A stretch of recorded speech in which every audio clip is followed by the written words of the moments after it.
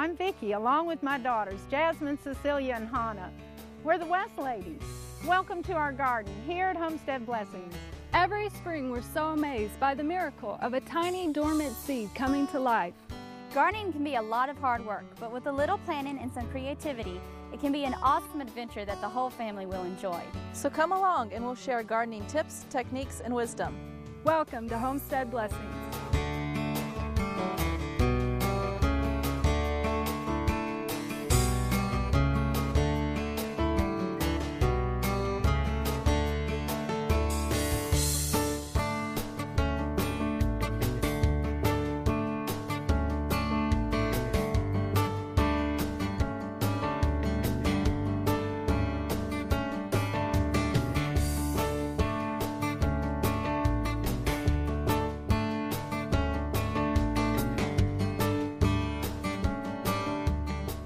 Well, one thing that's great in the garden, over your plants and around your herbs, your flowers, everything, is a beautiful compost black dirt. This black dirt, I didn't go somewhere to purchase it, although you could do that if you want to, but you can usually make it right at home, and this will cause you and your plants to be healthier. It'll be just wonderful.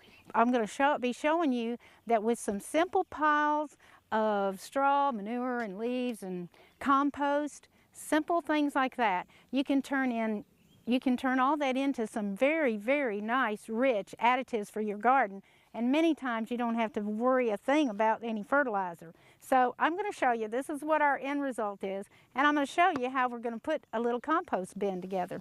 This is our simple setup. We just used some little pallets, and we just wired them together. We used just some old T-post, and put in there. Just kind of, did that kind of construction. You can use wire and just start putting your table scraps, your leaves, and things like that in it, and start your piles. And I'm going to be telling you right now about the different things. This has kitchen scraps, okay? And I kind of started with kitchen scraps.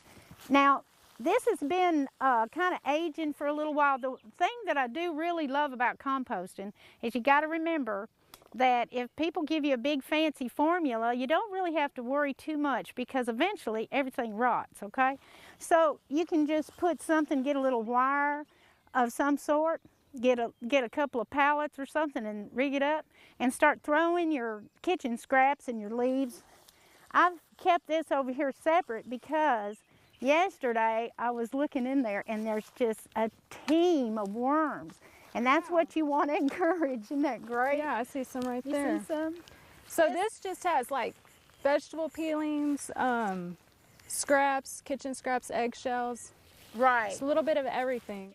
You can put a lot of green things in there. You can put all your vegetable scraps for sure. You want to stay away from any meat or oil and things like that. And no cooked food. No cooked Only food. raw, please. Only raw. That would be better. So we have different piles. We have this one that's a little more, it's not quite, oh, look at those worms. Oh, and if y'all know about worms excite me so much.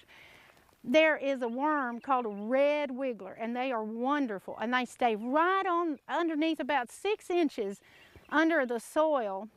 And what they do is they eat the bacteria from the food. When the food is rotting, it causes a bacteria, and these worms eat the bacteria from that. So it's just amazing. And what they do then, of course, is they make worm manure, and that's the best fertilizer in the world. Well, you can read a lot about that in libraries and online, but I really got into worms. I even have a worm bed. But for right now, my worms are happy. They're growing in there. They're getting fed. And what we're going to do now is we're going to look at all the piles, and we're going to layer these piles together in a simple manner, and we're going to put them over there, and I'm going to show you how we're going to create a nice, fast, and easy compost that you can do. Like I said, there's no set formula. Over here, Cece has some manure. Hannah has some old dirt. Dirt's real good. You want that for instance. Came out of the barn, didn't it? I believe so. Yeah. Sometimes So you, like I said, could clean somebody's. Did you clean my barn? I think Cece did, actually. I usually do. And now we have a pile of leaves. And Jasmine back there has the sticks. Now, I have found that everything in the garden, all the scraps, it's wonderful. There's always something to do with everything. And these sticks over here, a lot of times people burn, they will eventually break down and rot too. But for right now, we're going to use these sticks for aeration. The first thing you want to do when you put down something in your compost is you want air to be able to get in there. So we're going to use these sticks because a lot of air can get in there. So Jasmine, can you bring the sticks? I'll bring some, and these are like twigs of plants and bushes that we grew in our garden, like flower, you know, twigs and stuff. They're not like from a tree. Yeah. They're just stems, old stems, and when it cleaned up from like last fall. Yeah. Right. But what we're doing is we're starting a floor. It's like a floor, you know, to our compost.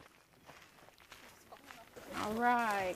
So just a layer of these, right? Yeah. Yeah. That's great. And throw it on in there, girls. And that gives us a nice floor. It doesn't go to waste. Eventually, all these sticks will totally break down. And like I said, everything will get working in that compost. And we're going to have a beautiful, crumbly black dirt eventually. You know, you can speed up the process. I like to do my compost in the sun. And a lot of times I'll just take an old piece of tin and cover it so that the nutrients don't just wash away. And that I've got it until I can put it on my garden. And you'll see. Is this That's good, Mom? good, girl. Sure. Do we what tell do you the think? folks about Green? these broken Sure. down? Yeah, these are just weeds that we have actually pulled out of our garden. And instead of just throwing them out, you know, get rid of them, we've put them in a pile and let them, you know, kind of wilt down and stuff. That's just because of the sun. And we actually use them and put them back in our compost. I know it's kind of funny because when I first heard about it, I was like, Mom, I don't want to put weeds back in the garden, you know, but they break down and they really make the great mulch and compost really help a lot. Actually, the green adds a lot of nitrogen, so that's a blessing. You want a lot of nitrogen in your compost. So I just put a thin layer of green. You don't need as much green as you do the brown. A lot of people talk about the green and the brown, and actually it's all going to make a wonderful, wonderful compost. It's going to be great. Just a little bit there, and I think that's enough of green. Okay. You don't even have to use that much. You know, it's just sort of after a while. Wouldn't grass clippings? Grass clippings are excellent, and they're most wonderful mulch to use on your garden, even if you're not composting. Okay, because we like to compost right in our garden. Now let's go ahead and do manure since you're right there. Okay, so we got this nice dry manure. This is great organic matter. This is wonderful. This is wonderful mild food. This will just get in there. It's going to make this beautiful black rich dirt eventually. And now we can probably, that's fine, and probably let's do a little layer of leaves. We'll do leaves. If you chop your leaves up fine, or you can just go over them with a lawnmower or something, it usually is really nice, smaller. But we'll turn these so they don't mat together too much. Just a nice little layer of leaves. Okay, and then let's get, I think that's good. Now let's get some of that straw. We found this straw. We cleaned out a hardware store, had some straw in the bottom where they stored the straw, and they just gave a lot of straw to us, so we just said, oh, amen, we'll put that in our compost bin. So we're going to put a layer of straw. And a lot of times, even if you just, you know, do a little bit of cover cropping, even on your raised beds, you can use that for your straw. You dry it out, let it dry in a pile, and then let that no, that's good, that's good. Nice and thin. Yeah, okay, now, next layer, we can start again. You want to do some black dirt? You can use a little dirt from your garden. It doesn't really have to be this dark. This stuff's almost done already. But that'll give us some enzymes, right? Yeah, just sprinkle it in here. Sprinkle it in there. Yeah. Okay. And then you can go back, girls, and do leaves again, manure again, straw again. It's just really wonderful. It's that easy. Would you turn this at all, or just Well, not right let it now. ride? It's still real. And I've even heard that the composting will naturally aerate as it breaks down anyway. And some people like to turn.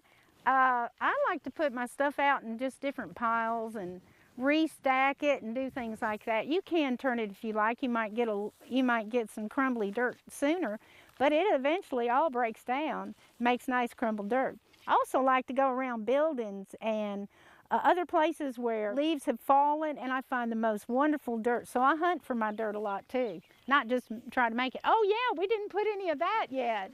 All right, now sprinkle that in there. Now this stuff right here is full of worms, and it is full of broken down all kinds of stuff. It'll break down more, but it is full of life is what it's full of. It's great. It's got green in there, and it's got everything. And it's got dirt, leaves, straw, worms. It's a little heavy. Okay, let's put that on there. Which these kitchen scraps already broke down. Should I go get some from the kitchen? Oh yeah, would you? You know, that's another thing. I know a lot of people, they'll put their kitchen scraps in a blender. And of course I need a blender about like that, because we fill a 5-gallon bucket of our kitchen scraps up pretty quick, because we do a lot of juicing. Well, that carrot pulp, the worms love that carrot pulp. And those worms just start working and working. And as long as they've got some stuff to eat, they are just happy, and they just make a lot of black, rich dirt. I like to do, like I said, I like to do composting in the sun. But for when it rains, I just take some old tin, and you'll get a little rain in there, which is good. But if it starts really drying out, you want to have your hose nearby, and you want to make sure that you've got some water in there. It's going to need a little bit of water every now and then. I mean, it won't be real bad if it dries out. Just add some water. If it's too wet, add some more dry material. And you just got to keep there's some great. Woo! All right. We just put that right on there? I think we'll just sprinkle that on there. Now these are kind of big, you know, these leaves, they'll eventually break down. Look at that. Perfect. That's wonderful. Those worms are gonna love this. Okay, we'll just sprinkle it in there. Yeah. All right, we're gonna wrap it up now. We're gonna go ahead and cover this with leaves or with straw. You can layer it as high as you want to. And in a few weeks, you ought to have some wonderful black crumbly compost.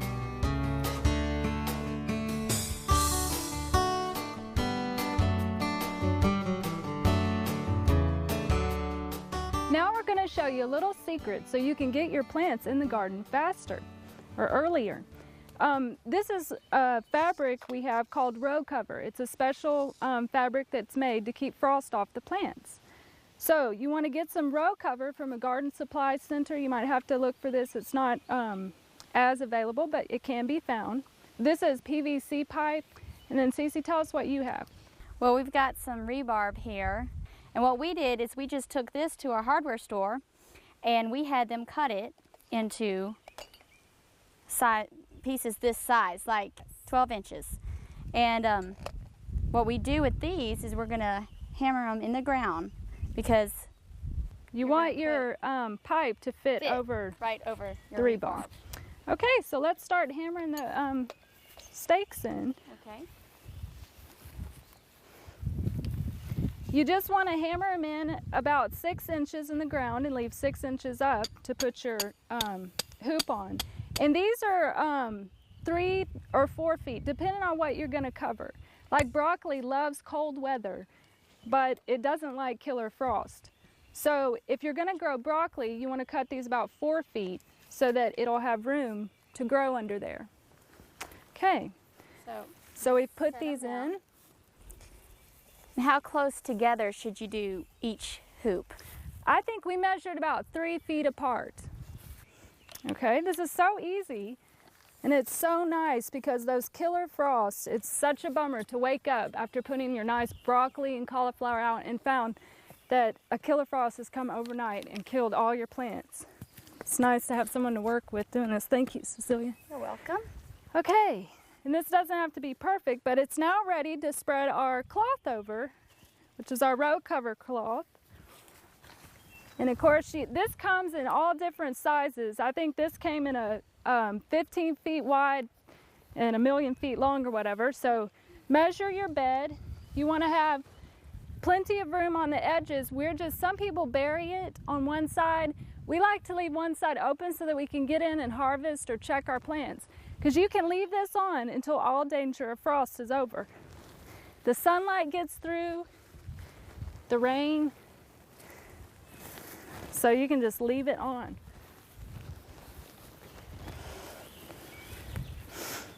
Okay. Yeah, it's definitely nice to have a helper with this part. Okay. Now, okay, and what we do is we either bury a side. I think this year we stapled one side. We folded it over and stapled it onto our raised bed, but like I said, you can just bury this, or you can put sticks or something. You want to secure it, you know, so it doesn't blow up. This is a very light cloth and you don't want the wind blowing it up. And that's about it. And this is a wonderful way to extend the harvest. You can do this for fall gardening too. So you can plant late in the fall, and when those fall frosts come, you'll have beautiful vegetables that are protected from the killer frost.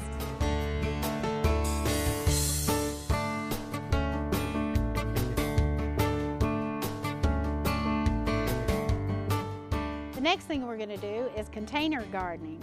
Container gardening is very, very easy. It's a lot of fun. You can get, well, you could get complicated if you wanted to, but I like to keep it simple.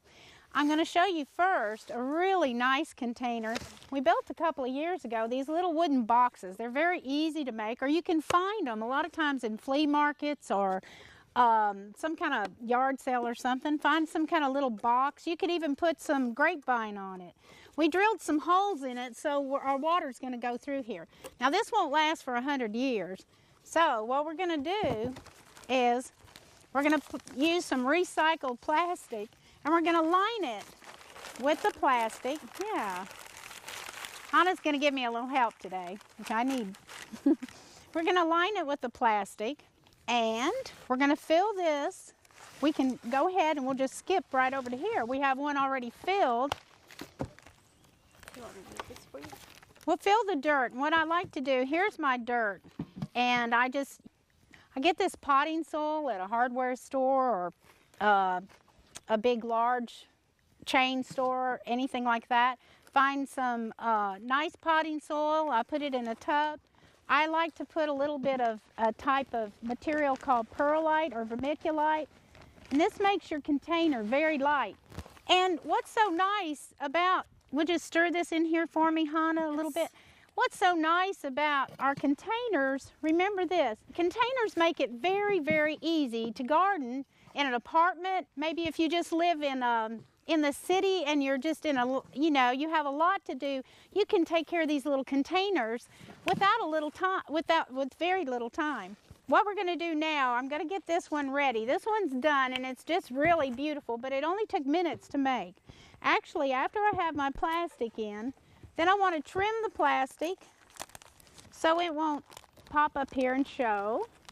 And it'll be very nice and even, and this will look very beautiful. I usually use black because the black has a tendency not to show up. I wouldn't want to use white. So I like the black because it kind of looks like the dirt. So I'm going to push this down. Maybe Hannah put a little more dirt. And what I'd like to do, I want to show you that you can put vegetables in this also. That makes a nice gift. It would grow for a while. You might want to, if you're growing a tomato, you might want to plant it out later in a larger container. So, Hannah's going to hand me a beautiful tomato. And I'm going to make a spaghetti garden with this little planter here. Now my tomato, once again, I can clip these little leaves off here. And I will lay this tomato down because this tomato can get lots of roots going there. And that'll look really pretty. I'm going to give this to my Italian food-loving friend. And I'm going to put some nice basil. And sometimes I like to get my water and I'll just tip the roots down into my water, my container. And I know that they've gotten a lot of good water here. It's nice and Then I want to put some basil in here. And I think, how about some parsley? We're going to put some parsley in there. Probably want a couple of more basils like right here. You can have fun. What's nice about it, you can really have fun making it look nice too, which is very, very easy. And lots of parsley. Let's have a couple of more parsleys. Put these basils maybe in the middle. I mean, you know, it just up to what you really want it to look like for your friend or for your family. And put a little more basil in here, and I might get another tomato and make it look really pretty. Just depends on what you'd like to do. You can make herb baskets, you can make flower baskets, vegetable baskets. One more nice big tomato. And this tomato we're going to open up, going to lay down in here. I think we've got room. We've got this beautiful spaghetti garden. So easy. And it's fun. You can squash them in there. You can fill it up. We can put thyme down here, which we ought to do. I don't have any thyme ready right now. So anyway, here's our nice little spaghetti garden. Now when that fills, as it grows, it'll fill out a lot more and it'll change. And you might want to trim this and trim that. But this will stay like this for a long time. Actually, you can plant seeds in these little containers. I love to use impatiens because impatiens are very, very, usually they come after spring, usually around June. In many locations, impatiens are just all over the place and people are selling them, or you can start them from seed if you like. But what's really nice is this little wagon is not actually planted. If you're having a party or a get-together and you want to make a really darling little container, take your plants just like this. I took a whole tray, a whole plant tray, and just, yeah, that's okay, and just show them how to put it back down in there. These are just trays. And we just put it back down into the wagon and we have an instant beautiful container. Another wonderful good idea, quick idea, we can take some of our little trays here and we can fill this beautiful, Hannah's going to help me out, this beautiful garden tray. Of course you can almost use any kind of tray. Nice thing, you can move it around to different places that you'd like to fill in your garden or your patio or your backyard.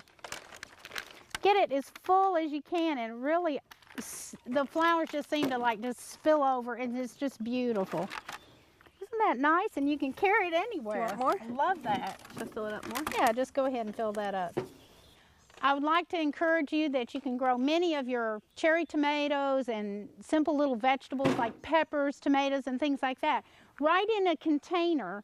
This one's a little plastic container. Actually, I recycled it, but you can use a lot of different kinds of containers. This one I have petunias in. You can even plant a boot. And that almost always brings joy to anybody that sees it. Look at that. I love that. You can plant all kinds of things, not just impatiens. You can plant marigolds and things like that. Look real cute. Here's a little bitty dinner pot. It had lost its handle, and I just thought that marigold looked so pretty in there. So you can use that. Here's a pepper plant. Peppers will actually get pretty big and bear just fine. Keep fertilizing, you know, every now and then, every 2 weeks or so. This is another great idea. I found this little bucket and I thought pink and gray looked cute together, so it just had to have, once again, impatiens. I put thyme in this bucket last year and it just overflowed this year. I love this idea. This is an old washstand. The old tub has a few holes in it, which is perfect for planting. So I put in my sage and my thyme, and later I might put in a few parsley plants in here so that I can just walk out my patio and have some herbs for my dinner. And it's very fun. It doesn't take a lot of time, and it's very, very beautiful. It is beautiful. Look at this zinnias. Grew in this old spaghetti pot. Well, at least that's what we used to use it for, big old spaghetti, before it got some holes in it. And I just really into recycling. This little pot down here looks wonderful. I thought I needed some blooms in there, and that's what's nice about impatiens. You can just usually get them about this time of year and they're already blooming. Just stick them in there and you've got a beautiful, beautiful pot. This was fun. This is an old wash basin, and it has seen its day. Well, I had these hens and chicks, and I thought, well, I've got to have a place for them. This is perfect for hens and chicks. Hens and chicks have a shallow root, and after a while, they'll spread roots out and grow more plants. So I thought this was kind of neat. So I just put the hens and chicks, and for now I put shells in there. That'll keep any critters out. But container gardening, all kinds of containers. Use your imagination and have fun with it.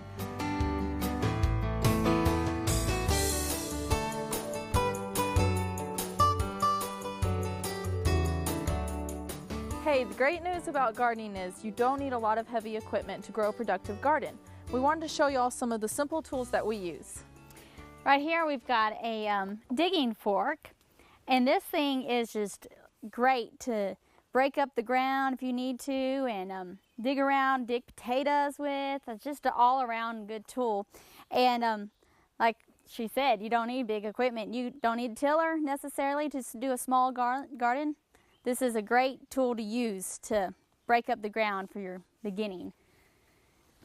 We've got a hoe, the good old-fashioned hoe that works wonderfully when you're hoeing the rows. If you want to make a trench to put your seeds in, you can just find these at your local hardware store, or like she said, we found them at an old yard sale once. And you can use this just to make like your, just to make a trench, and then you put your seeds in, and you can also use it to cover, and it's also good to pull up weeds. So it can also be used for a marker to measure how far apart to do our rows. So tell us how you do that. All right, well, I just took a tape measure, and starting right here, I just measured 1 foot, and then 2 foot, and then 3 feet. And that way I use it when I'm making rows in the garden. If I want to know how far apart to do my rows, I have my hoe right there with me. Let's see, what else do we have here? Is this a pitchfork? Yeah. Now this is different from the fork she just showed you, because this is more for like pitching hay. And the other fork she had was like for digging in the dirt, but if you did that, these aren't as strong. But this is great for when you want to pitch straw or leaves or hay, when you're putting it on your garden, maybe for your compost, your mulch, that's true. Works really easy, and it's just something, to make it go smoother. Yeah, it's a nice height too, it's perfect just to pitch your hay and your leaves and whatever else. What is this? Why don't you tell us about the good old-fashioned rake? Garden rake. Yeah, is this the one everybody always steps on? Yeah. These are great to, like, if you've already broken up some ground or something, you want to even out your dirt, you rake over it. You can rake leaves with it, especially if they're wet leaves. Actually, a heavy garden rake works really good if you have wet leaves to use. Or if you've laid gravel down on your path and you want to smooth the gravel out, this works perfect because it's nice and sturdy and strong. Definitely. This is definitely a good tool to have when you're gardening. And this is an interesting little thing we found at a yard sale, I think. Yeah, I think it was kind of like an antique yard sale or something. Selling old tools or something. And it's a lot like a hoe, except it's like, a pitchfork down here, which actually we call it the claw. But this thing works really great for like in between your rows of vegetables, or even in between your plants. Works great just chopping up and cultivating, and really works great for just like getting out big weeds or anything like that. I really do like this tool. It's a great tool here. It's handy to have on the farm. We got a small shovel here. The thing that we like about this shovel is it doesn't have such a long handle, because this kind of shovel you probably would use more for digging than actually shoveling things out of the way. And it's just, at least for a person my height, it's a perfect size shovel to dig in, toss away, and it's a good ground breaker. Or great for digging holes to put your plants in. Yeah, all around kind of tool. Also, we have here this bucket of sand. We've put sand in this bucket, and you can keep your tools. We got our hand trowels in here. You can keep them in here to keeps them nice and the blades from going rusty and dull. And it's a handy little thing. You have your little bucket of sand out in the garden, stick your trowels in there, and you got one right there. And gardening can be a lot of hard work, but with the right kind of tools, it can be fun too. We hope that our ideas we've given you here about tools will help you with your gardening adventure.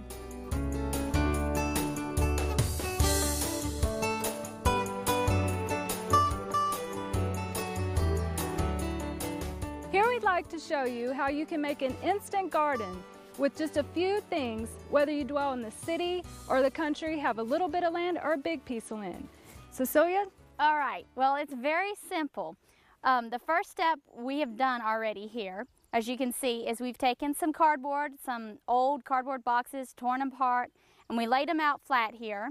And you can lay them over any piece of ground. It doesn't have to be tilled. It doesn't have to be broken up. It doesn't have to be bare of grass. It can have grass on it, any piece of ground. And the first layer you're gonna do is put down your cardboard here like we have done. And then the second thing we're gonna do is we're gonna grab some leaves. Doesn't this have another name, Cece? Lasagna gardening. Oh, the gardening, okay. So it's called like instant gardening or lasagna gardening, right? Probably gets the name lasagna because we do layering. Like you do if you cook lasagna. So our next layer is gonna be manure. Now if you don't have manure, you can use, anything around. Old leaves, grass clippings from your lawn. Just rake up your grass clippings and that will work. What else would you say, Mom? Purchase peat moss. Yeah, peat moss is a good thing. All right. Any organic material. Yeah, or you could always ask to clean out your neighbor's barn, right? Right, right. All right. Now the last thing we're gonna do is we're gonna put some dirt on Let's get that corner right there, cover. over the top of this layer of manure. Oh, what about Some the straw? composted dirt. We're gonna do straw? You wanna do straw? All right, we can do straw. And you can contain these, can't you? I believe so. You could, if you want to make it real formal and nice, you could put wood boards around it, rocks around it. Make it look pretty, kind of do some landscaping. You could do this anywhere too, couldn't you? Oh yeah, definitely. Okay. What we're going to use is some composted dirt. Now if you don't have composted dirt, you can get some potting soil at your hardware store, your local garden place and garden center, and we're just going to put that, a nice layer on top, because we're going to plant our plants right into this little instant garden we've made here. So And they'll Mom, grow very well in it. I think you've done this a lot. You've made a lot of instant beds. Tell them a little bit about how you can keep layering. And After you've planted it, you can go ahead and keep putting straw in there and different organic matter. And what you'll get is a real good, very good little square garden. So once you get your top layer of your dirt or your potting soil or your compost dirt, you are ready to plant your plant right in there. this is Oh, moon and stars wonderful. watermelon. See how it's speckled? Oh, nice. I'll put some flowers in there too, couldn't we? And what I'm going to do here is I'm just going to, with my trowel, just pull apart all the layers that we have just put in there. Like you're going to, and we're going to plant our plant.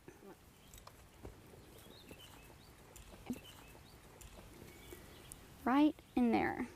Pull it up. Make sure it's standing upright. And you can do any kind of plants in a quick lasagna bed like this. You can plant dirt on here. You can plant your flowers or watermelon, squash, tomatoes, whatever you want to grow. You just put your plant in your nice layered lasagna garden here, and you can grow this wherever you may be.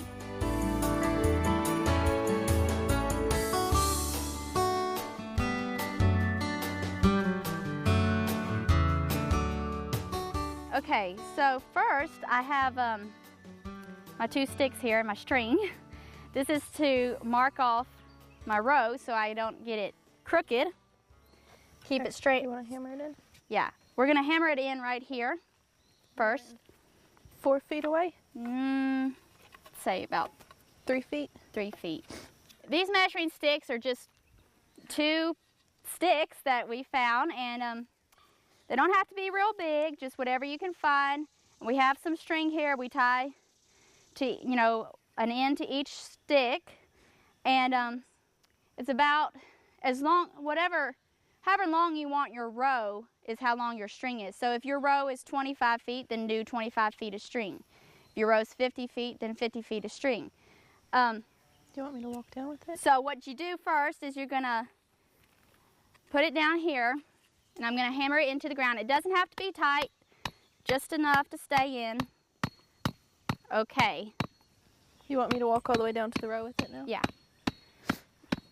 And she's gonna walk down the row with it. Maybe I should unwind it first. How about keeping the row straight? And what this string does is help keep your row straight, so you don't have green beans coming up like all crooked. Okay. Hammer it in at this end.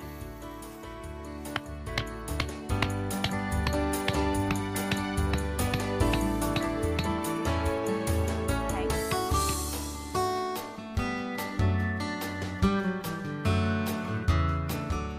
So we're going to start by making a shallow furrow here.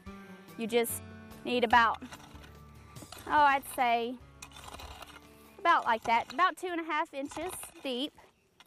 And you just follow right under your string here. Yeah, no deeper than 2.5 inches because, you know, you don't have to plant your seeds very deep. They're going to come up soon, so you'll have green beans to harvest.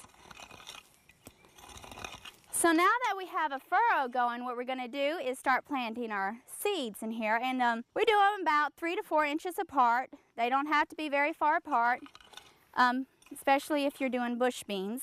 And then you start covering them again with your hoe. And you don't have to cover them very much, just enough so that the light won't get to them. You know, you don't need to make a big mound or anything, just to cover it with just a little bit of dirt that you've pulled back with your hoe there. And this is how simple and easy planting green beans is. And really, you can plant not just green beans like this. Corn is the same way. Any seed like this is just as simple to plant into your ground. And to speed up germination, what you can do is the night before you go out in the garden to plant your seeds, soak them in a little bowl of water overnight. And that helps them sprout a lot faster in the ground after you plant them. Seeds can be planted any time of day. It doesn't matter if the sun's shining bright, it's not going to hurt the seeds. Before rain is the best time to plant seeds because then you got them watered right away. But if it's not going to rain for several days, it's still okay. You can plant them in. They'll be okay. Okay, now after we plant this row, we're going to space our rows apart like our next row, 2.5 to 3 feet apart. It depends on if you're going to be using a tiller in your garden to go in between your rows to keep the weeds out. You want to do them more like 3 feet apart. But if you're just going to, you know, if you want to grow them closer together and not worry about using a tiller, you can do them 2 to 2.5 feet apart. That way you can just walk down between your rows and pick your green beans and not have to worry about needing more room between the rows. Also, another good idea is you can plant your green beans in succession. Like you can plant one row and then 2 weeks later plant another row and then 2 weeks later plant another row, so that you have green beans coming in 2 weeks or 3 weeks apart. That way you don't have a whole bunch of green beans all at one time that you don't know what to do with. Here we are coming to the end of the row here, and I hope this has been helpful to y'all planting your green beans, and y'all have a good green bean harvest in your garden. It's very simple, not much to it. Like you see, you just make your furrow, put your seeds in, cover them up, wait for them to come up. Hope you enjoy.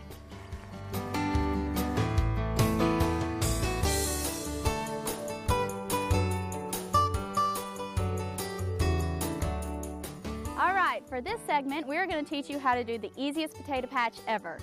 It's really, really easy. We're going to put down newspaper, and then we're going to put down our potatoes, and then we're going to put down straw. And you don't need any shovels or hoes or tillers. You just need a few simple things.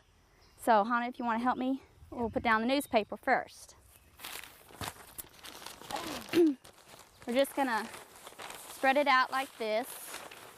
Are we gonna spread it out really thick or thin or what? Not real thick, but not too thin either. Now the newspaper is to keep the weeds down, right? Yes, it helps keep the weeds down. It acts as a mulch. Right. Spread it down like this. Now, I got my potatoes here. And what I'm doing is, you want on each piece, if you're gonna cut your potatoes, these are called eyes.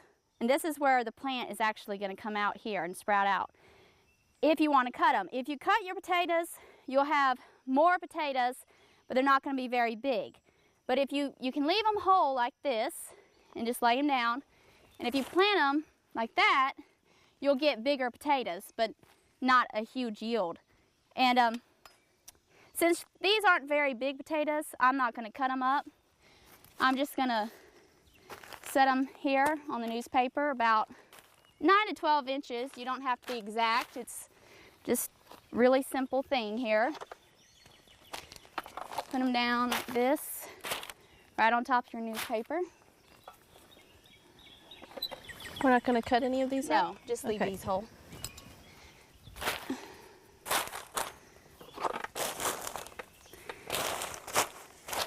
Something like that. Am I getting them far enough apart? Yeah, that's good. Oh, that one's a little big. See the knife? Here you go. See, I'm gonna cut it here. So I have 2 eyes on that one and several eyes on that one. So after you've put your potatoes down on the newspaper, we're gonna get some straw. You don't have to use straw to cover them. You can use leaves or mulch or whatever you might have that could break down, because that's what you want it to do. It's gonna break down over the potatoes. But we're gonna use straw today. If you wanna bring that straw, Hannah. I hope it doesn't fall over.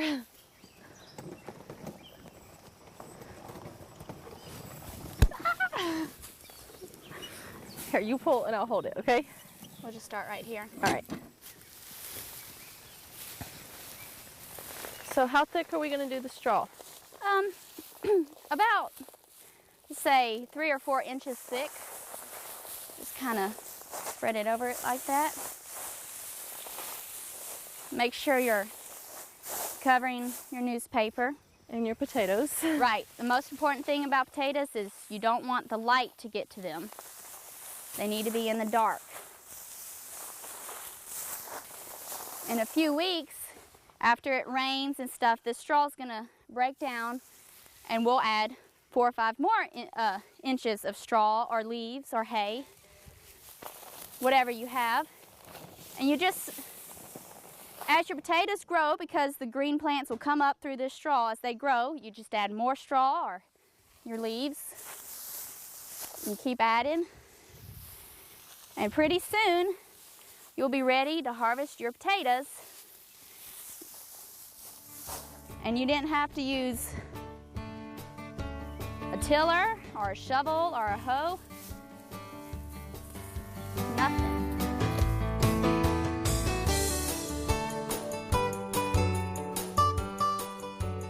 All right, you want to keep your straw on your potatoes 8 to 10 inches thick. And as time passes, it's gonna break down. Your straw will. You just add 8 to 10 inches more, and pretty soon your plants are your green potato plants are gonna die off and turn yellow. And that's when you harvest. And harvesting is just as easy as planting. All you have to do is pull back your straw and you pick up your potatoes. That's all there is to it. They're not dirty because they haven't been in the dirt. They're ready to go and ready to cut up and put in your pot, if that's what you want to do with them. And this is the easiest potato patch ever. I hope you enjoy it.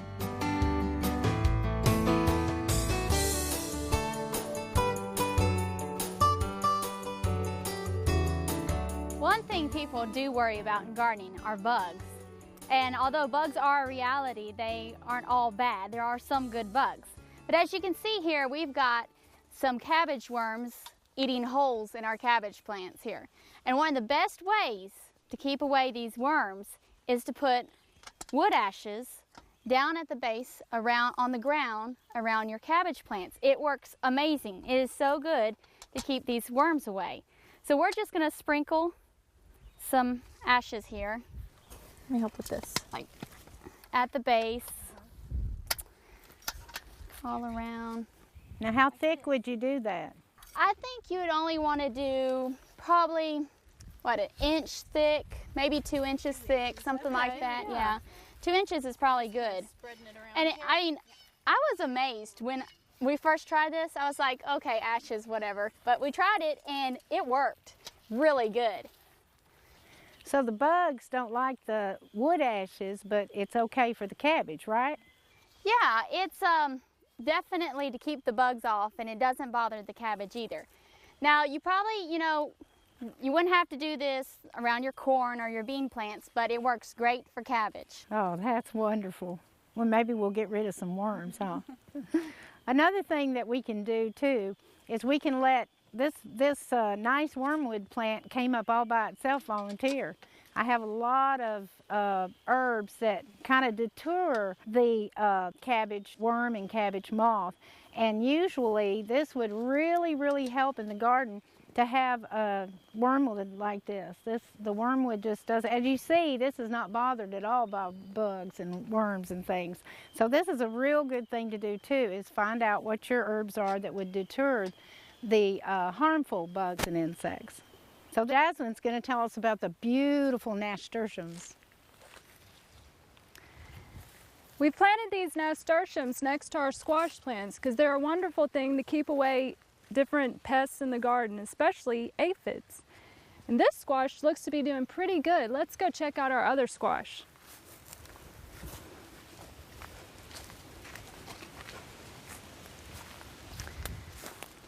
Cece's going to help me. We're going to look for some squash bugs or squash bug eggs, which is a good thing to learn to recognize your different bugs and eggs and larvae so you know what you're dealing with. Look here, we have some holes. Something's been eating this. I think it's the squash bug. Do you see any eggs, Cece? Oh wow, look. Here they are. Awesome.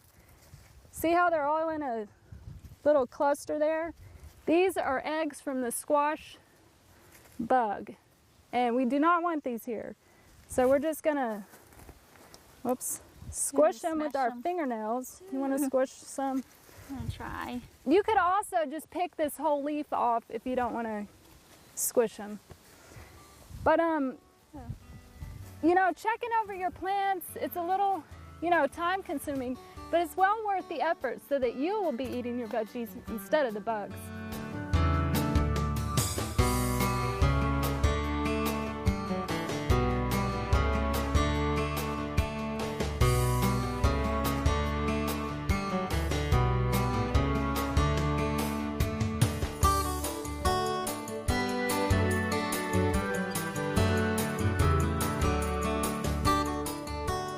Thanks for joining us today.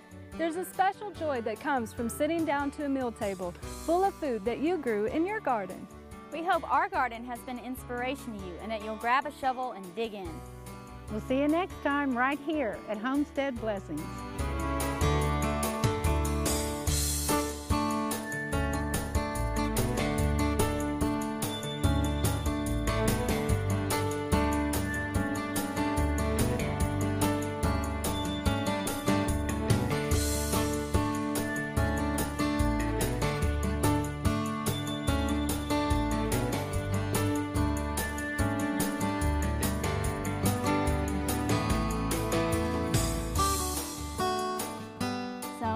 I think that about wraps it up. Wraps it up on tools. Tools and